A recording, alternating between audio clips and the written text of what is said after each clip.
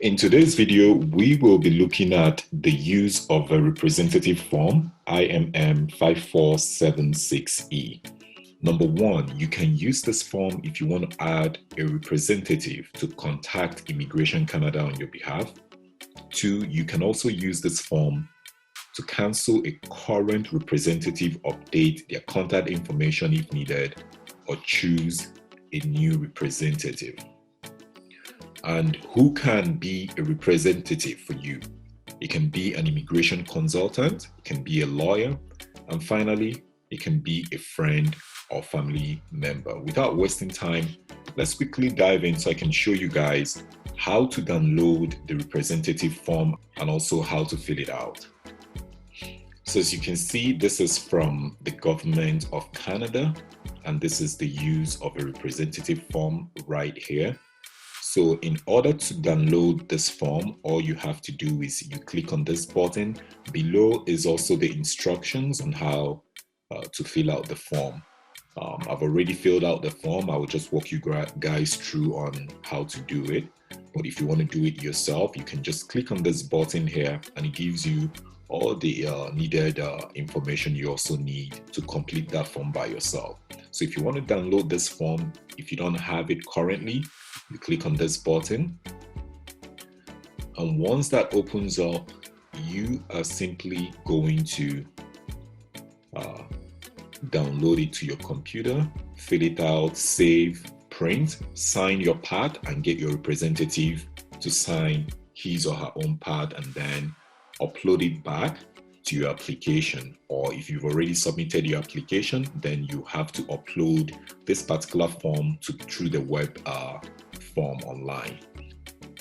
So the first thing you are going to do is here it's going to ask you, are you appointing a representative or are you canceling the appointment of a representative? So if you're appointing a new representative or the first time, you're going to complete sections A, B, and D. And if you're canceling the appointment of a representative, then you're going to complete section A, C, and D. So for this demo, I am appointing a representative. So I completed sections A, B, and D, but I'll also talk about the other ones and all the informations that are needed. So section A, you're going to put your family name. This is the applicant information. You, that is appointing a representative, your information goes here. You put your full name, your given names, the date of birth. And if you already submitted an application, like I said at the beginning of the video, you're going to name the office where you submitted the application and the type of application. Let's say student study permit or visitor visa or whatever you're trying to apply. So, but if it's the first time you're still working on your application, then this is going to go with your application. Then number 4 is the unique client identifier. If you don't have any, if it's your first time applying to Canada, some people do not have that. You're going to leave this blank. But if you have yours, then this is where that information goes. So section B is appointment of representative. So here is, you're going to fill out your representative's full name. Here I just gave a demo name. You put the representative's family name, their given names. And for number 6, it says your representative, is that person uncompensated?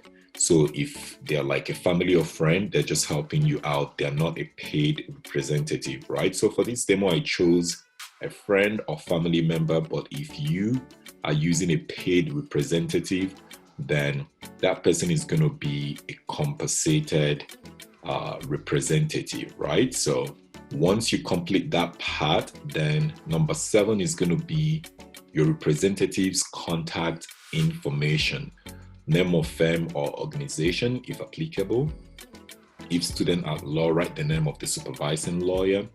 And once you provide that information, if using an immigration consultant or a lawyer, then you're going to provide all this information. If you're just using a friend, like I used here, a friend or a family member, just Tick on that and then go down and provide their mailing address, where they live, if they live in Canada or if they live outside of Canada.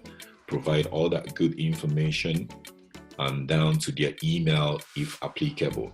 Then for number 8, this is going to be your representative's declaration. So your representative is going to be the person to sign this spot here, right?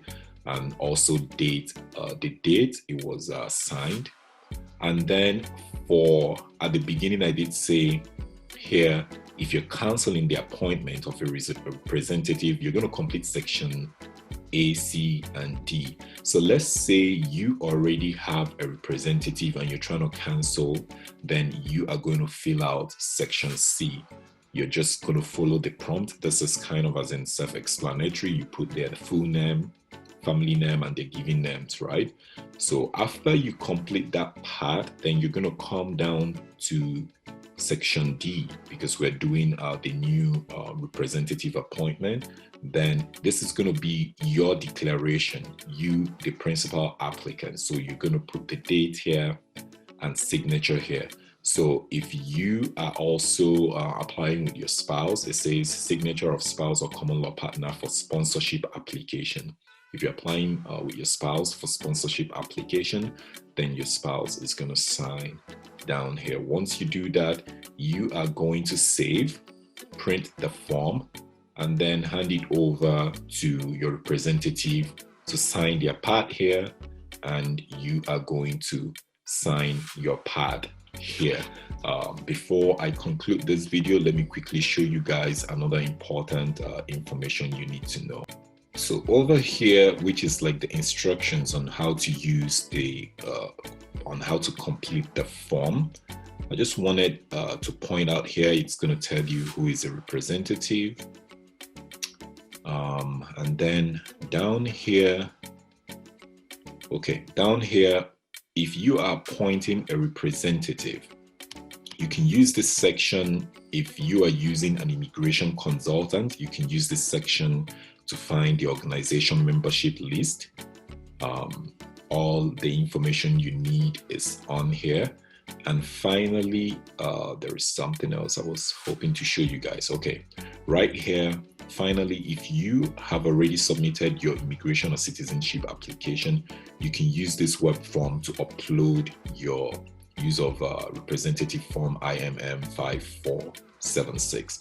I already made a video on how to use the web form online. I'll also leave it in the description area of this video if someone is unsure of how to use the web form. That is how to complete the use of a representative form. Thank you guys for watching, and I'll see you in my next video. Bye for now.